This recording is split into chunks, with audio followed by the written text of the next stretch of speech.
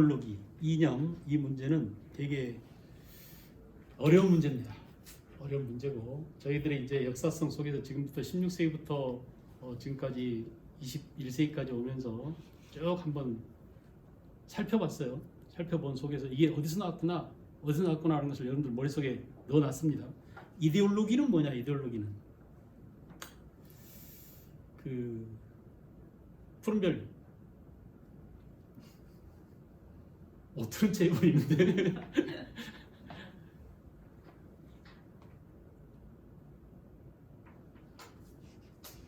글로린 왜?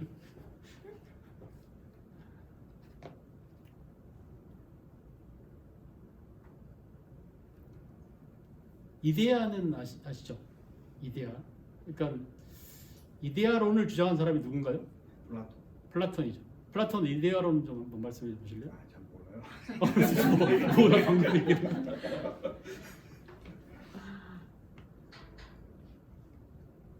우리가 감각적으로 느낄 수 있는 현상계는 전부 다 가짜라는 겁니다.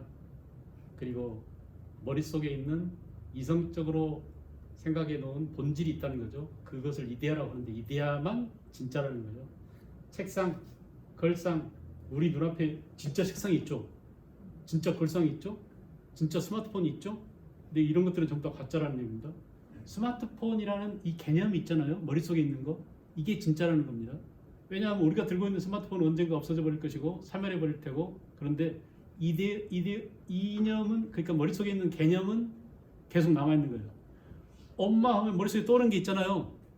그 실제 집에 계시는 엄마거나 돌아가신 엄마 말고 머릿속에 있는 엄마 있잖아요. 그죠? 그 엄마가 진짜 이데아고, 그리고 현상계 감각적으로 느낄 수 있는 것들은 전부 다 가짜라는 겁니다. 그래서 절대적 이성 이렇게 했는데 그것이 절대적이라는 의미가 바로 그런 의미라고 볼 수 있습니다. 이데아, 이념. 제가 지금 이걸 나누는 기준은 어떻게 했냐면 밑에 표는 좀 무리수를 뒀어요. 그래서 여러분들이 그걸 받아들이고 어떻게 이해할지 좀 고민스럽긴 하지만 저도 밤새도록 이걸 만들어서 고민을 많이 했습니다. 일단 X축을 한번 볼까요? X축은 뭐냐? 자, 이데올로기적으로 우리가 역사성을 통해서 지금 사회주의, 자본주의에 대한 반발로서 사회주의가 나왔다고 그랬죠. 사회주의를 우리가 흔히 좌익 그러잖아요. 원래 좌익과 우익은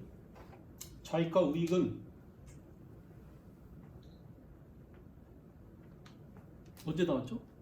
좌우 이념이? 공산주의가 나오는 그보다 훨씬 빨라요. 그러니까 우리가 시민혁명 때 프랑스 혁명 과정에서 나왔어요. 프랑스 혁명 과정에서 의회가 있었는데 의회가 그 의회의 배치에서 이렇게 의석 분포가 됐겠죠. 레프트 윙 왼쪽에 앉은 놈들이 자코뱅이었어요. 그래서 얘네들이 되게 급진적인 레디칼한, 그러니까 소위 말하는 평등을 중시하는 평등파라고 불렀습니다. 산악파 평등파라고. 평등 지향적인 사람들이 주로 자코뱅당을 형성하고 있었고, 오른쪽 라이트윙에 앉았던 사람들이 지롱드당이었어요. 왕당파라고 불렀죠. 왕당파. 얘네들이 주로 자유주의. 그래서 이렇게 프랑스 혁명 당시에 레프트윙, 좌익자가 날개익자잖아요. 라이트윙, 우익 이렇게 해서 우익은 자유를, 좌익은 평등을. 그러니까 프랑스 혁명 이념이 뭐죠? 자유, 평등, 또 하나가 뭐죠? 연대, 우애, 박애 이런 것들이라고 했죠. 여기서 나온 겁니다. 여기서. 그래서 이때부터 이제 이념, 평등 눈으로 볼 수 없잖아요, 우리가. 그리고 평등이라는 개념이 있잖아요. 이 개념이 뭐죠? 이데올로기인 것입니다. 그죠? 이데아죠, 이데아.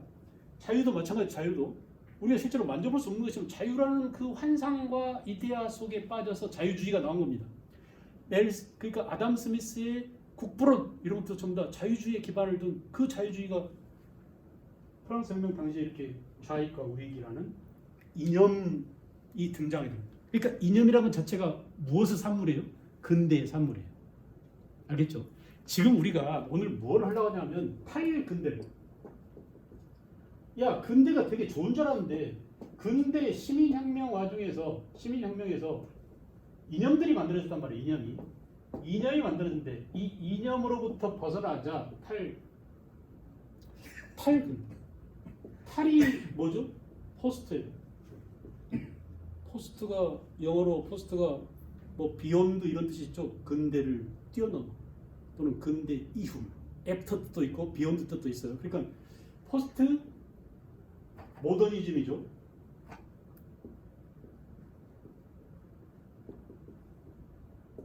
요즘 영어를 써놓고 자신이 없어요. 스페링이 맞나 하도 안 써가지고.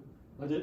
맞습니다. 포스트 모더니즘. 그래서 탈근대 이념을 뛰어넘자. 탈이념이죠. 야, 너네들이 그렇게 이념, 이데아 또 이성, 리전 그랬는데 이성보다는 이제 뭐가 더 중요하다고요? 감성이에요, 감성. 감성을 치중하는 감성이 중요해져야 돼요. 탈근대죠. 자, 그렇게 해서 이념이란 이데올로기란 뭐냐? 이데올로기란 그런 이데아를 글로 사상 체계를 말로 이렇게 정리해 놓은 것을 이데올로기라고 하는데 가치관이나 행동, 신념 체계를 말한다. 또는 사회 구조에 대한 어떤 대안적인 의미가 있다. 사회주의, 그렇죠? 자본주의를 타도하고 만국 노동자가 평등을 지향하는 그런 사회를 만들어야 되라고 하는 대안을 설계한 것이지 그대로 됐습니까? 안 됐습니다. 네. 그래서 X축은 이념을 통해서 세상을 바라보는 기준이에요. 맨 왼쪽에 극단적 레디칼 좌익이 있습니다. 이걸 뭐라고 그러죠? 극좌. 동그라미 한번 해보세요. 극좌. 그 오른쪽에 조금 오른쪽으로 오면은 사회주의가 있죠. 사회주의는 이런 사람들이죠. 평등을 지향, 평등지향주의죠. 그죠? 좌익이니까. 그 다음에 이 사회주의도 시간이 좀 지나면 사회민주주의로 좀 순화됩니다. 극단적인 노동자 혁명을 통해서가 아니라 의회를 통해서 점차 평등을 지향하는 그런 체계로 넘어가자라고 해서 요즘 북유럽이랄지 이런 나라에서 많이 사회민주주의를 지향합니다. 저 위에 프랑크푸르트 학파에서 대개 1860년대 이후에 프랑크푸르트 학파에서 마르크스주의에 대한 반발로 비판이 생겨나서 마치 자본주의에 대한 비판이 뭐였어요? 케인즈 학파였죠. 보여요? 좌표에서 보여요? 케인즈 학파가 무슨 자본주의 그랬죠? 수정 자본주의를 내놨듯이 이 프랑크푸르트 학파는 독일의 프랑크푸르트 학파는 마르크스의 이론이 제대로 사회에서 작동되지 않으니까 이걸 수정해야 돼. 공산주의도 문제가 있다는 걸 깨달았어요. 벌써 60년대. 알겠죠? 그래서 사회민주주의로 많이 넘어왔습니다. 그리고 안철수가 지향하는 극중이 있습니다. 극중은 없어요. 근데 알겠죠? 안철수가 극중주의 막 그랬는데 극중이란 없어. 사람들은 늘 가운데 있지 않고 이쪽으로 갔다가 투표할 때도 어때요? 이놈 찍었다가 난 중간이니까 아무도 안 찍어 이런 사람 없잖아요. 그죠? 그 다음에 수정 자본주의, 복지국가는 수정 자본주의를 말합니다. 이거 표시해 놓으세요. 수정 자본주의, 복지국가. 그리고 보통 자유민주주의입니다. 자유주의가 이제 우파 이념이죠. 프랑스 혁명으로 말하면 지롱드 당에 해당되는. 그래서 이 자유주의고 이것이 극단적으로 가면 극우가 됩니다. 일본 놈들 극우파 애들이 많이 있죠. 우리나라에도 극우파라고 할 수 있는 사람들이 있나요? 보이나요? 소희 아빠 극우파가 있을까요?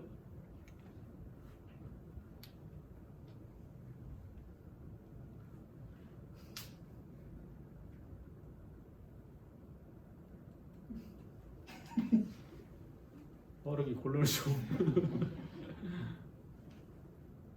저는 어디쯤에 있을 것 같아요? 여러분들 생각에? 명패 좀 올라라보세요. 내가 지금 이런 질문을 어떻게 했잖아. 갈등주의. 갈등을 조장은? 저는 포스트 모더니즘으로 넘어왔다고 생각해요. 이미 비욘드 했다. 이념에 매몰되지 않으려고 하고 있다. 오늘 한번 강의를 해봅시다. 일단 그 다음에 이제 X축을 이해하겠죠. 우리가 이 사상체계 이념이라는 것을 한눈에 보기 쉽게 하려고 이 표를 이거 제가 만든 게 아니라 사실은 제가 서울 방배동에서 논술학원을 했었는데 그 애들한테 한꺼번에 세상이라는 것을 가르쳐야 되잖아요, 논술이. 근데 내일 모레 시험에 한 달밖에 안 남았어요. 한 달 동안에 전 세계를 다 이거 책 자유론 읽어야 돼 또는 그 불평등 기원 논리 읽어야 돼 이렇게 다 못하잖아요. 그래서 그냥 다 그냥 압축해가지고 한꺼번에 그냥 딱 보여줄 수 있는 그 도식화시킨 뭔가 필요하다 해서 했어요. 도식화라는 것은 항상 위험한 겁니다. 무리수가 좀 따라요. 그러니까 그걸 염두에 두고 보십시오. 알겠죠? 그래서 좀 조심스럽긴 하지만 그래도 이렇게 보면 빨리 한 방에 볼 수 있다는, 그러니까 직관적으로 볼 수 있다는 그런 장점이 있습니다. 그래서 그런 의미에서 좀 도움이 될 수 있어요. 자, X축은 이해했죠? X축은 이념축이라고 볼 수 있고, 그 다음에 Y축은 파트입니다. 이제 정치 파트, 경제 파트. 동그라미 한 번씩 내려보세요. 정치, 경제, 사회, 문화, 예술, 종교, 과학, 교육, 역사, 여성까지 이렇게 전 영역에 걸쳐서 이념이 어떻게 작동될까라는 것을 고민해보자는 얘기입니다. 근데 문제는 뭐냐? 축이 하나 더 있어요. 그게 바로 포스트 모더니즘으로 넘어온 본격적인 포스트 모더니즘이 논의되는 것이 바로 문화 파트와 과학과 여성입니다. 알겠죠? 문화. 그래서 여기는 X축, Y축 아니고 축을 하나 더 세워서 무슨 축이에요? Z축. 이해하겠어요? Z축을 이해하겠어요? 그래서 이거는 하나의 이념축이 더 있다. 좌표가 하나 더 있다. 그래서 입체적인 좌표가 됩니다. 여기는. 자, 그러면 Z축은 뭐냐? 상대적이고 감성을 중시하고 감각을 중시하는 것인데, 그래서 이념으로부터 벗어나기 위한 탈냉전 시대의 탈이념화한 것들이라고 볼 수 있죠. 맨 먼저 정치부터 볼까요? 정치는 자유민주주의, 로크의 이론에서 이 자유민주주의가 왔습니다. 자유민주주의가, 그죠? 자유민주주의가 로크의 무슨 계약설? 사회계약설. 로크의 사회계약설에서 자유민주주의가 왔어요. 왜 그 자유민주주의가 왔다고 하느냐? 로크라고 하느냐? 루소는 거기에서 한 걸음 더 나갑니다. 로크보다 루소가 더 레디컬해요. 그러니까 루소의 생각으로부터 평등이 나옵니다. 루소가 인간 불평등 기원론이라는 책에서 처음으로 불평등에 대한 논의를 시작했어요. 이것이 시작이 돼서 사회주의가 나중에 마르크스 레닌에게 영향을 줘가지고 사회주의를 촉발하게 만듭니다. 그러니까 루소 안에는 자유주의적인 요소도 있고 또 사회주의적인 요소도 있고 나중에 보면 또 낭만주의적인 요소도 있고 여러 가지 사상이 혼재되어 있고 포함되어 있습니다. 그래서 루소는 되게 다양한 그 다방면의 멀티한 생각이 머릿속에 들어있다고 볼 수 있어요. 그러니까 이 자유주의가 바로 로크에 의한 자유민주주의, 그래서 우리가 보편적으로 말하는 자유민주주의 정치제를 말하고, 그래서 이제 영국이라든지 특히 미국이라든지 이런 나라들이 되게 영미, 프랑스 이런 나라들이 자유민주주의 정치제를 갖췄다고 볼 수 있고, 러시아가 레닌의 사회주의 혁명에 의해서, 그죠? 인민민주주의가 거기도 민주주의는 민주주의죠, 그죠? 민주주의는 민주주의인데 민주주의에서 지향할 가치가 이쪽은 자유라면 이쪽은 뭐예요? 평등 쪽이었어요. 평등. 그래서 인민을 내세웁니다. 늘 인민을 기반으로 한 인민민주주의. 현재도 인민민주주의를 지향하는 민주주의 국가가 어디예요? 북한입니다. 또 어디예요? 베트남, 중국, 쿠바, 전부 다 마찬가지입니다. 현재 실존하는 사회주의들이 있어요. 완전히 사회주의가 없어진 게 아닙니다. 잔명이 지금 유지되고 있습니다. 자본주의랑 많이 희석돼 있죠. 중국은. 저 새끼들이 도대체 사회주의 국가 맞아? 라고 할 정도로 돈을 추구합니다. 돈벌이 혈안이 돼 있습니다. 이렇게 이제 자본주의와 사회주의가 서로 섞여 있다고 볼 수 있어요. 그래서 정치는 왼쪽에는 인민민주주의, 오른쪽에는 자유민주주의가 있다라고 볼 수 있고, 경제는 뭐냐? 경제는 중요한 게 뭐라고 그랬죠? 시장이라고 했죠. 시장을 바라보는 태도입니다. 그래서 자유 경쟁과 재산의 사적 소유를 놓고 봅니다. 자유 경쟁이 인정되고 재산의 사적 소유를 보장해 주면은 아담 스미스 자본주의, 자유 경제, 시장주의 여러분 아시죠? 우리가 이미 다 설명했죠. 19세기에 국보론에 설명했죠. 그래서 이것의 모순이 자본주의를 확립하는 데 기여했지만 이것의 모순이 세계 경제 공황으로 나타났고, 이걸 해결하기 위해서 뭐가 있었다고요? 수정 자본주의가 나타났다. 약간 왼쪽으로 옵니다. 그리고 좌파는 뭐냐? 좌파는 마르크스가 사회주의입니다. 사회주의. 그래서 평등을 지향하는 노동자 혁명을 통해서 평등 사회를 구축하는 만인이 평등하게 만드는 그런 제도적인 평등을 강조했죠. 그것의 모순이 결국은 스탈린에서 나타나게 되고 이런 사회주의 모순을 수정하고자 무슨 학파가? 프랑크푸르트 학파가 나타나게 됐다. 특히 이제 우리가 1968년을 아주 주목합니다. 이 1968년에 68혁명이 일어났어요. 무슨 혁명이라고요? 68혁명. 이 68혁명이야말로 사회주의에 대한 공격과 자본주의에 대한 공격 두 가지가 동시에 있게 됩니다. 그죠? 그래서 사회주의에 대한 공격은 68혁명으로 프랑크푸르트 학파가 탄생했고 이 이후에 그 프라하의 봄, 체코 또 폴란드 동구권에 자유주의 물결이 확산되게 됩니다. 혹시 그 영화 보셨어요? 프라하의 봄. 참을 수 없는 존재, 가벼움이라는 영화 되게 재밌습니다. 되게 야해요. 사정없이 재밌을 거예요. 그래서 한번 보십시오. 그 안에 그런 내용들이 담겨 있습니다. 여자는 아니야. 이 영화로 가버리면 또 딴 데로 흘러가서 맥락이 그냥 보십시오. 영화를. 68혁명을 담고 있습니다. 68혁명 내용이 그 안에 담겨 있어요. 그래서 그 68혁명 과정에서 자본주의 체제에 대한 반성과 특히 이때 미국의 베트남 침략에 대한 극단적인 반전 운동이랍니다. 반전, 그죠? 그리고 이때부터 뭐가 있었느냐? 히피들이 자본주의 사회에서 히피 문화가 판을 칩니다. 그리고 이때 영국에 비틀즈가 등장했습니다. 비틀즈. 알겠죠? 소유를 중시했던 우리 사회, 우리 자본주의 문화에 반기를 드는 문화가 1968년부터 크게 확산돼요. 그래서 이 무슨 혁명이라고요? 68혁명이라고 해요. 비틀즈의 노래 가운데 제일 기억나는 게 뭐가 있어요? Let It Be 기억나세요? 네. 그 노래 자체가 소유보다는 뭘 중시하는 거예요? 존재를 중시해요. 그냥 냅둬. 그냥 임대로 놔둬. 이 히피나 비틀즈의 이데올로기나 사상이나 이런 것들은 마치 노자의 사상과 일맥상통, 자유주의, 그러니까 자연주의, 그냥 냅둬. 그리고 그래서 우리가 뭐냐 탈이념, 탈산업화, 과학 이런 것부터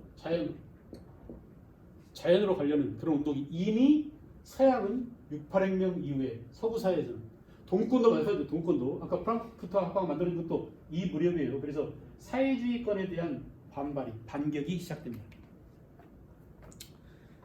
그 다음에 이제 그 이념적으로 봤을 때 경제적으로 봤을 때 마르크스 사회주의, 그 다음에 프랑크푸르트 학파 순화된 사회주의라고 그랬죠. 그 다음에 케인즈 학파, 아담 스미스의 자본주의 시장 경제주의 이렇게 나눌 수 있고 사회만을 놓고 보면 사회 파트 동그라미 놓고 사회에서는 대개 좌파 쪽에서는 좌파에서는 갈등을 인정합니다. 이 갈등을 이용해서 혁명을 꿈꾼 사람이 바로 누구죠? 마르크스입니다. 그죠? 노동자들이여 단결하라. 그래서 누구를 타도하죠? 자본가 계급을 타도하죠.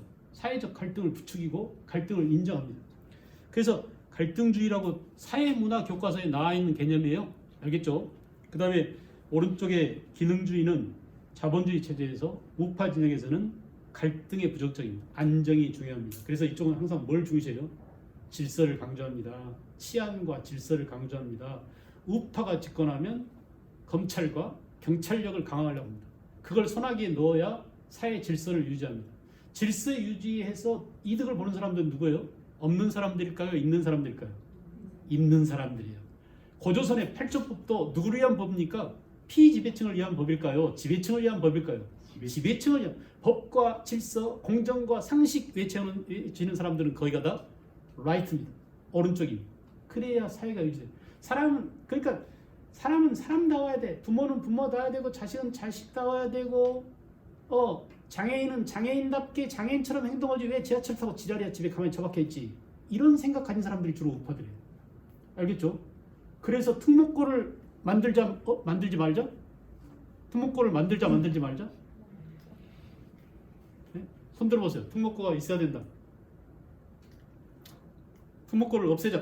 손 들어보세요. 뭐요? 두 개 다 들면 어떻게 하라고? 퍼스트 버든이죠? 아니 있어야 될 건 있는데 자사고는 폐지해야 돼요. 아 그래요? 예. 되게 디테일하게 들어갔네. 과학고나 그러면 어려워집니다. 국제고는 있어야 되는데 일반적으로 있는 자사고 이런 거는 아무 의미 없어요. 낙태죄 찬성 반대 찬성.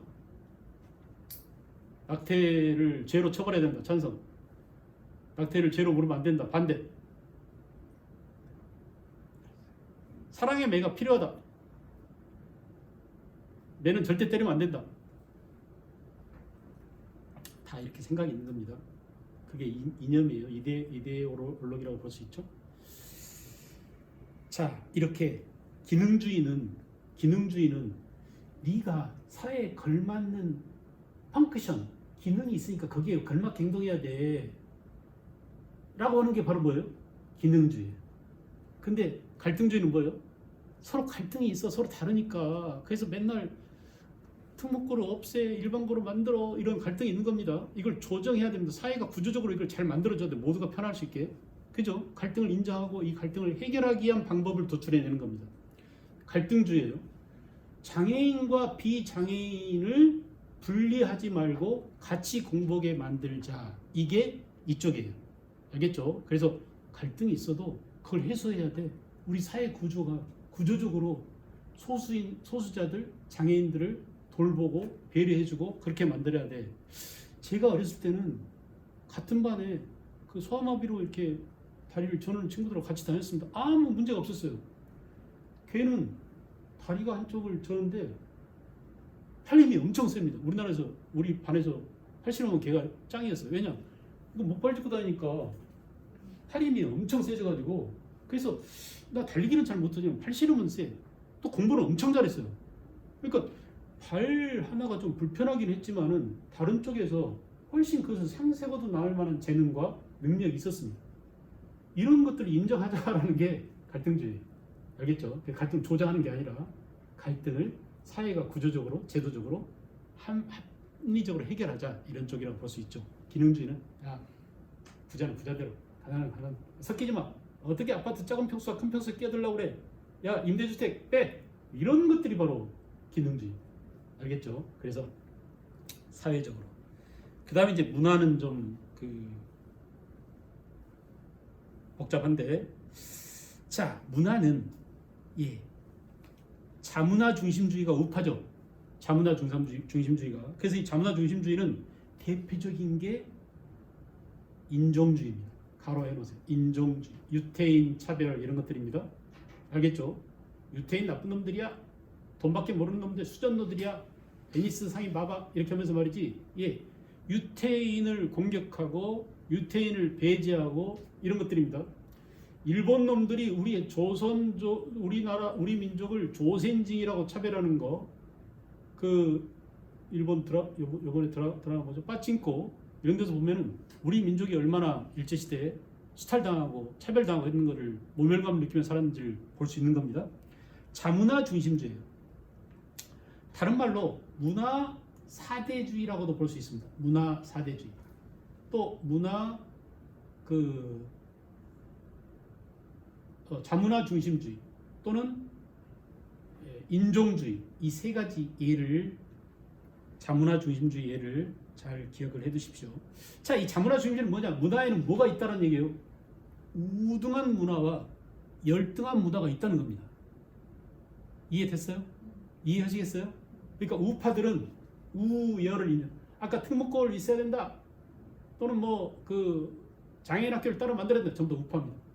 알죠? 우열을 인정해서 우는 공부 잘하는 애들끼리 모아야지. 그래서 얘들 천재 만들어야지. 영재 만들어야지. 그래서 우리나라 최고 우주과학기술을 만들어야 돼 라고 합니다. 그게 펑크션에 맞아.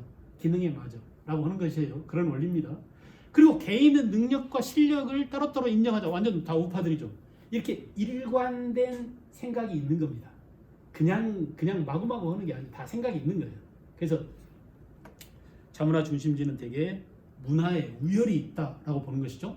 반면에 문화는 우열이 있다기보다는 표현의 방식이 다를 뿐이다.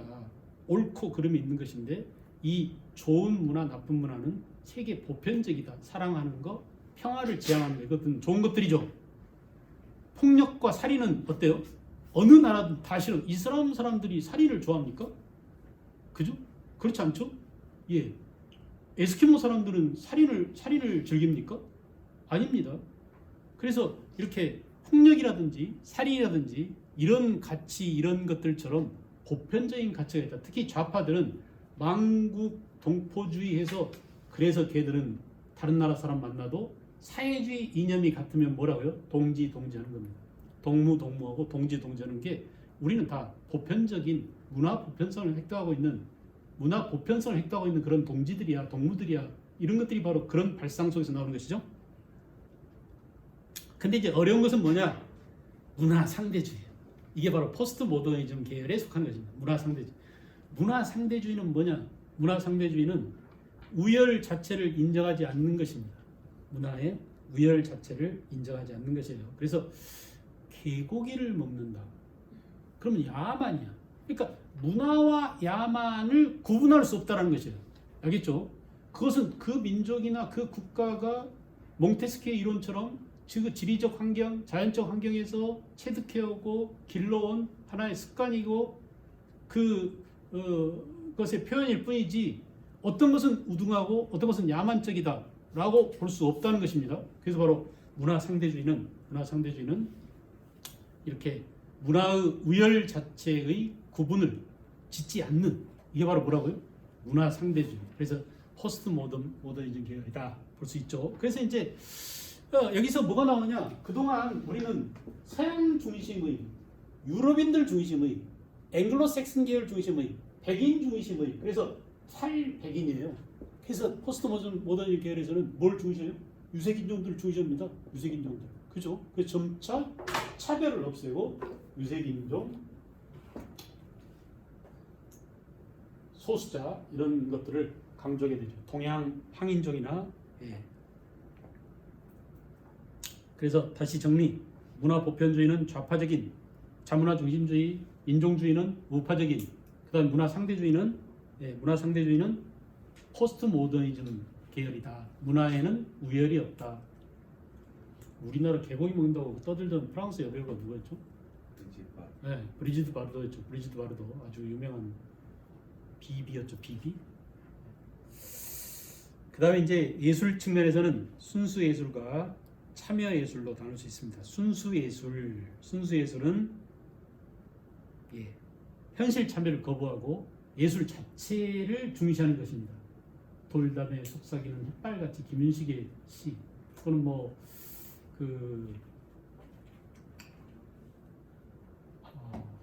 춘향아 뭐 하면서는 서정주 시인 있죠. 이쪽은 되게 순수 예술장.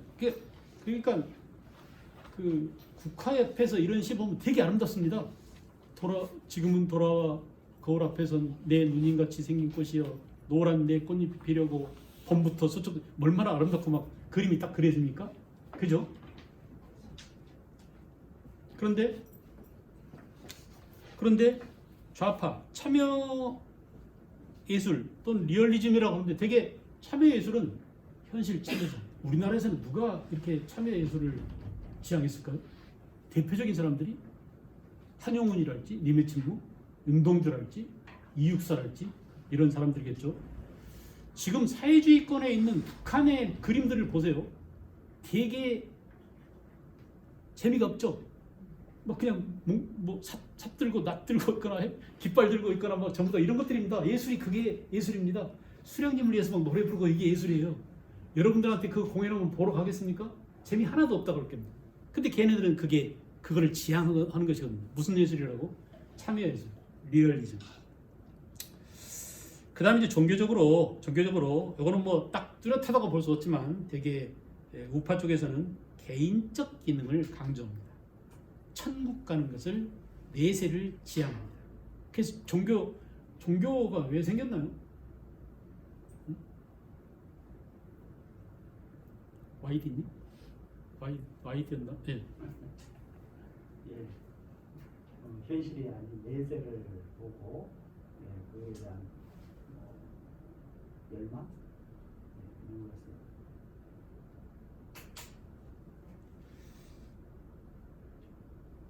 제가 푸른 별님한테 갑자기 분필 지우개를 던지면 아빠야 그래요? 엄마야 그래요? 엄마야 그래요? 그렇게 부르는 대상이 타자에 대한 의존입니다. 종교란 타자에 대한 의존에서 인간은 나약함을 전제로 우리 인간이 약해. 누군가한테 기대야 돼. 탁 던지면 엄마야, 아빠야 그러는데 되게 엄마야를 부르면 엄마에 대한 의존입니다. 오 마이 갓 그러면 하느님을 의존하는 것이죠. 그죠? 종교란 원래 그렇게 생겨난 겁니다. 인간은 아주 옛날 원시대로부터 고대에는 자연이 더 셌습니다. 인간보다. 그래서 인간은 늘 자연을 경외하고 두려움의 대상으로 삼았습니다. 자연을. 그런데 중세가 되면 이제 그 자연보다는 신이 인간을 압도합니다. 신이. 그래서 중세 1000년간 가톨릭이 기독교가 인간은 전 세계를 지배하고 약한 인간이 신에게 기댔습니다. 그런데 깨웠어요. 저기 차라 미몽에서 깨어나, 미신에서 깨어나. 신을 맹목적으로 믿는 것은 어리석은 거야. 인간 너네들도 이성이 있어. 신을 만든 것은 인간이야. 그래서 니체가 뭐라고 그랬어요? 신은 죽었다라고 했습니다. 그리고 인간을 부활시켜서 인간은 이성을 믿게 됐습니다. 이게 계몽주의죠. 계몽주의의 결과 이런 모든 이데올로기들이 다 나온 겁니다. 아시겠죠? 그래서 이렇게 그 종교는 우파적인 종교는 되게 내세적인, 좌파는 종교를 되게 부정합니다. 많이. 근데 종교를 그렇다고 완전히 없는 건 아니에요. 종교를 이용하는데 되게 현세적 기능, 사회가 안정되게, 그죠? 그래서 베트남에 가면 사회주의 체제를 유지하고 있지만 불교를 믿습니다. 종교가 있어요. 그래서 러시아도 그리스 정교가 있죠. 그래서 이렇게 사회 체제 안정에 기하는 사회적 측면을 중시합니다.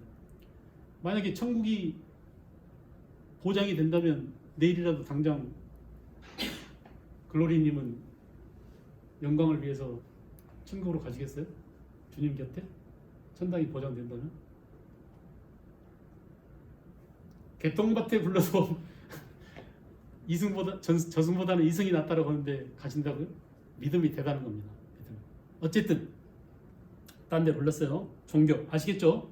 되게 우파적인 종교는, 그러니까 열심히 교회 다니잖아요.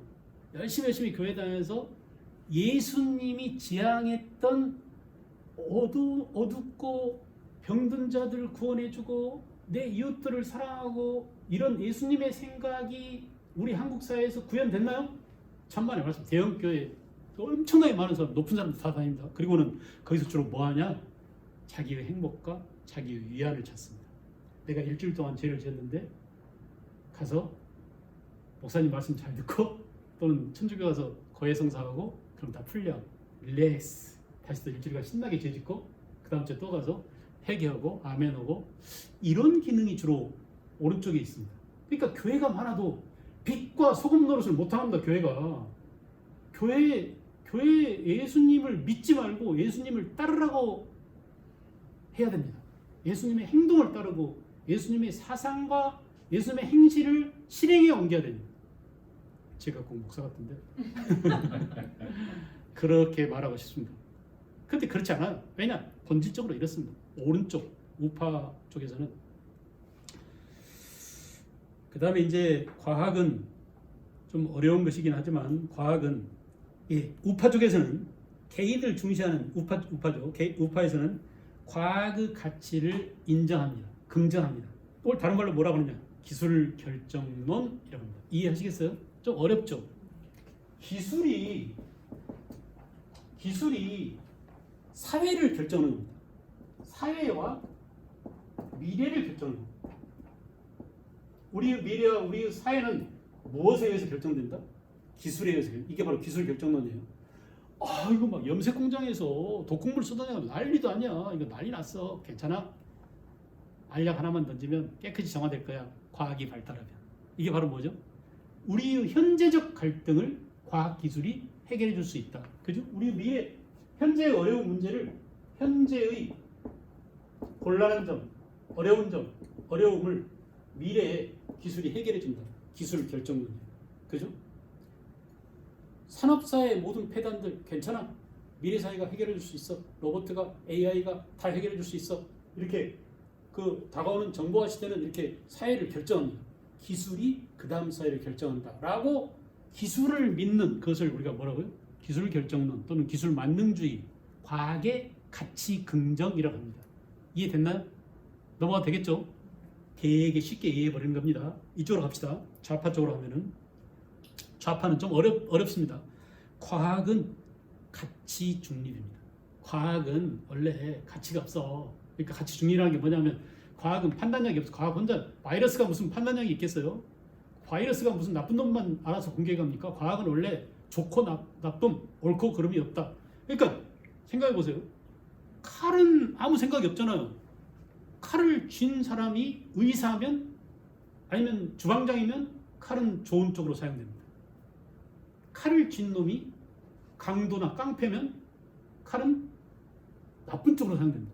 도구, 기술, 칼이라고 하는 이 도구, 과학은 옳고 그름 지가 스스로 판단하지 않는다. 그걸 사용하는 사람의 문제다.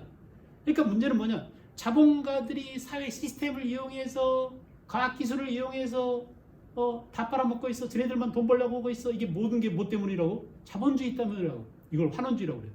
알겠죠? 과학기술이 문제가 아니라 과학기술을 통해서 마구 인민들의 돈을 뽑아먹으려고 하는, 착취하려고 하는 그런 사회 제도가 문제야라고 모든 것을 계급투쟁으로 사회의 그 제도로 환원시키는 게 바로 뭐라고요? 환원주의라고. 그래서 환원주의입니다. 알겠죠? 과학에는 문제가 없어. 과학 자체는 가치 중립이야 라고 하는 게. 그런데 문제는 뭐냐? Z축이에요. 과학의 가치 자체를 완전히 부정합니다. 과학 자체가 문제야. 과학 자체가 문제야.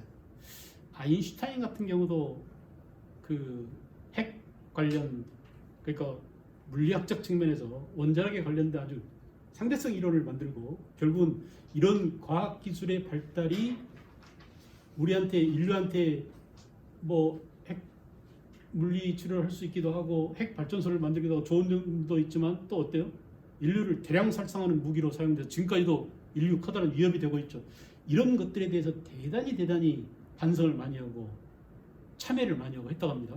그러니까 과학기술이 인류나 지구에 결정적으로 해악이 된다라고 반성하는 데서부터 출발합니다.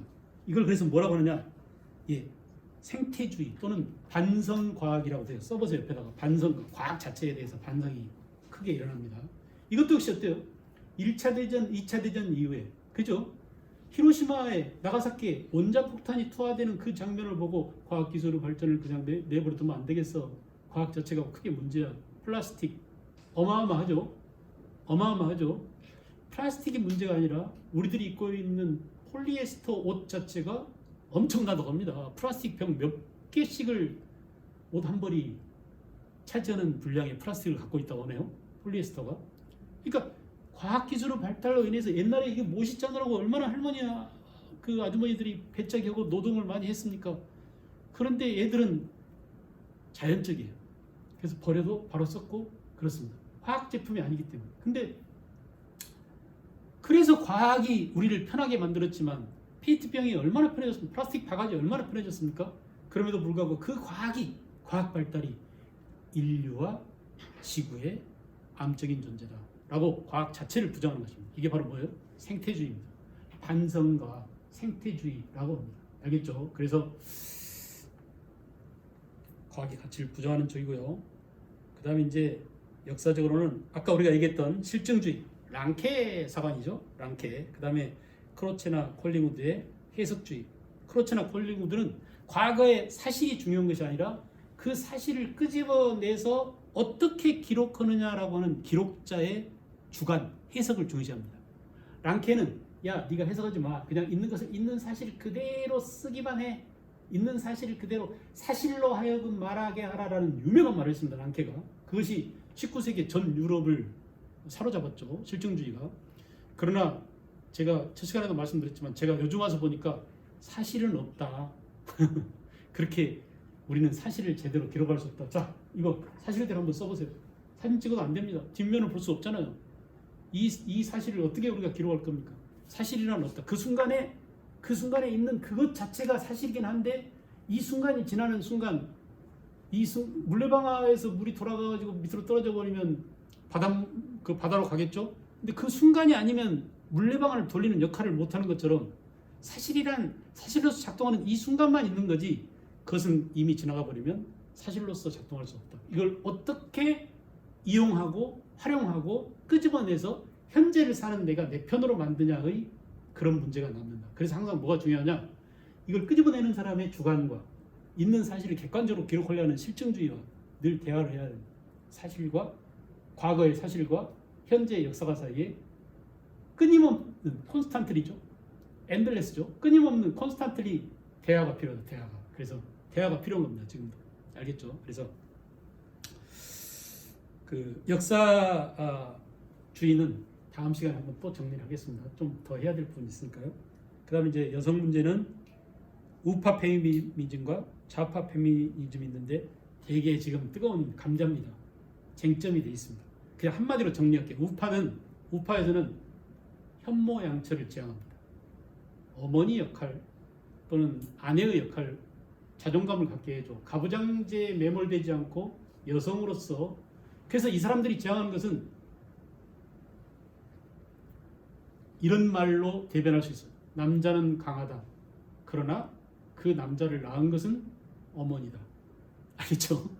그래서 되게 자유주의적 페미니즘, 우파적 페미니즘은 그런 쪽을 현모양처나 신사임당을 지향합니다.